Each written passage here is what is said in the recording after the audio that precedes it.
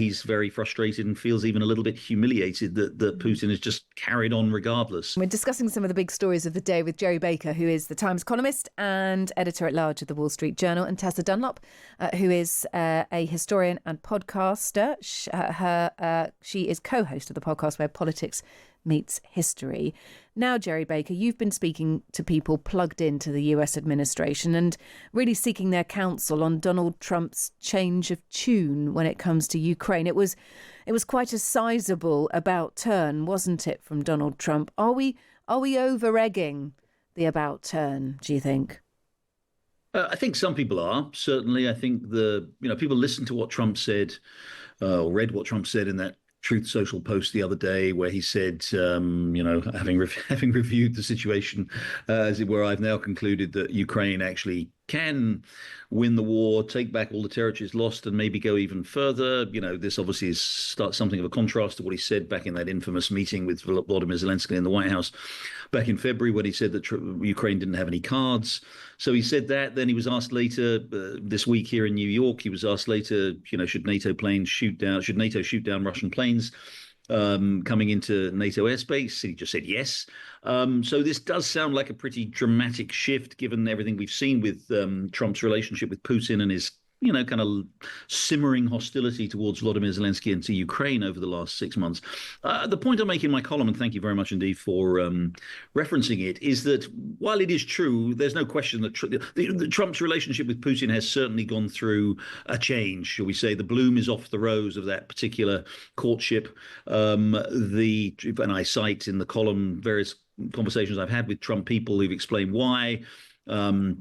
I think he really did feel the Alaska meeting did not go well, that he really, really believed Trump, other people may think this is absurd with some justification. He really thought that his special relationship with Putin would, in the end, mean that Putin would grant major concessions and agree to peace. And he's very frustrated and feels even a little bit humiliated that Putin has just carried on regardless. So there's no question that his attitude has changed. The point, however, that I make in the column is,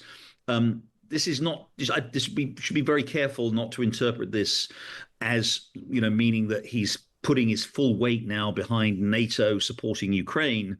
He really isn't. I think the whole message here that he's come out with this week here in New York, or publicly and privately, is to the Europeans, look, I don't like the Russians very much, but I'm not going to do anything significant to sort of help you. This is your problem. Ukraine is your problem. It's on your continent. We don't feel threatened by Russia particularly. You need to deal with it. We're happy to go on, with this new arrangement whereby we sell you weapons and you're able to, free and willing to use those to send them on to Ukraine. But we're not getting involved. We're not going to fight. We're not going to directly support Ukraine with any military aid. We're not. He even said, by the way, if, a NATO country did shoot down a Russian plane, he didn't give any indication that the US would actually come to the aid of that country in the event that the hostilities really escalated from there. So I think that's the message. He's gone from being, what I say in the column is, he's gone from being a kind of what he thought was a kind of a broker, a peace broker, being nice to Putin, that he thought he could get peace. He's given up on that now, and now he's essentially saying, we're a bystander. It's your problem. You deal with it, Europe.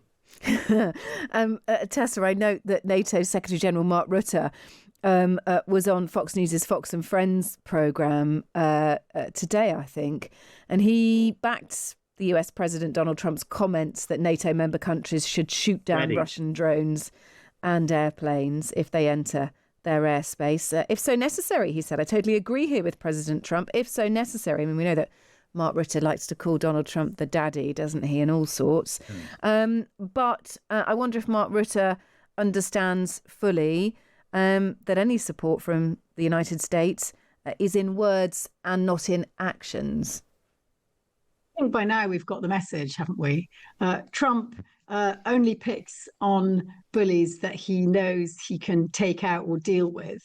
And he has never followed through when it comes to Europe. From now on, it's going to be entirely transactional. And I think that is why we've had this enormous rethink in Europe. I remember after the Munich conference, I was speaking to a couple of diplomats in Bucharest, and they said literally all the high hegions of Europe looked like they'd been punched in the stomach after DJ Vance had spoken. Like there was this realization of what it was going to mean. And you don't suddenly come out and say we're going to be upping our spending and our contribution to NATO to 5% of GDP unless you've been given an almighty shock. And that shock, I think, came last year. What we now have is a Trump who I think will be prepared to sell arms to Ukraine, might continue with some intelligence sharing. But he's much more interested in taking out boats on the Venezuelan coast or dropping the odd sort of showman bomb on Iran and helping his friend Benjamin Netanyahu. How many arms? Was it £6 billion worth of arms that were destined for Israel, declared at the weekend? No, he's left the European platform. In the longer term, this will cost America dearly in terms of geopolitical prestige, in clout, in the way in which China is going to walk into spaces that previously America occupied. Just look what's happening with the Albanese and Australia. I think it's so the you Papua think New China Guinea will deal. Align with Europe to kind of fill in the gap left by Trump? No. But what happens is, as people realise that they can no longer bank on America, and the thing is, when you've had something for as long as America's had this really sort of precious vase, where they've been the preeminent free world superpower, you don't really see what you've got until it's dropped and broken into shards on the floor and you can't pick it up and mend it again. Because if we can no longer bank on America, we find other ways. We're definitely trying at the moment to cling on to the Trump life raft. Come and drink our fine champagne with the king. Oh, he's teetotal, but never mind. Bring on every love bomb we can.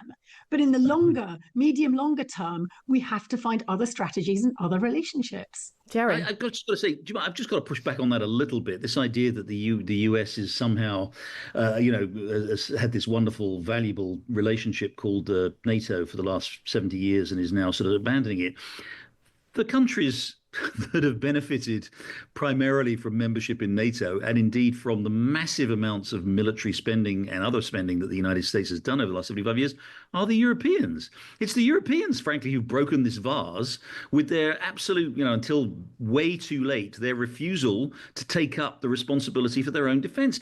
The United States is not wrong. Donald Trump is not wrong. It is Europe's problem. Europe is, the fact that Americans are. It is a war on European soil, isn't it? Two world wars to basically to liberate Europe from totalitarian, totalitarian oppressors. That's what the United States has done. Europe has had plenty of time and plenty of opportunity to get its act together and to defend itself. Finally, Donald Trump, we're not doing it. You take care of it yourself. It's not America that's broken this vase. It's the Europeans. One sec, Gerry. The only time that NATO's Article 5 was triggered was for the invasion of Afghanistan, which was triggered on the basis of American self-defense. It wasn't symbolic. It was a war that went on for more than a decade. It wasn't the invasion of Afghanistan. It wasn't the invasion of Afghanistan. It was immediately the day after 9/11 when, the NATO countries agreed to backfill US positions. Yeah, and NATO troops were all over Afghanistan for years. And that was enormously valuable, and I don't dispute that. But it wasn't. But let's not be absurd and pretend that the overwhelming majority of military hardware, personnel, money, and everything else in NATO for the last 75 years has come from the United States. The only country that, again, I'm not in any way diminishing what the British have done, what the Danes have done, what other countries have done in supporting. But without the United States, they'd have been speaking German, after 1939. And, if that hadn't happened, they'd be speaking Russian after 1945. The US, it was the US's. I agree. And they've invested hugely. They've invested hugely in their capital in Europe. And it's a great shame they're pulling the rug so dramatically and so fast, especially at a time when we need them. I think they'll live to regret it, but we'll have to wait and see. Okay, look. I'm going to call time on that. Thank you, both of you, for engaging so well.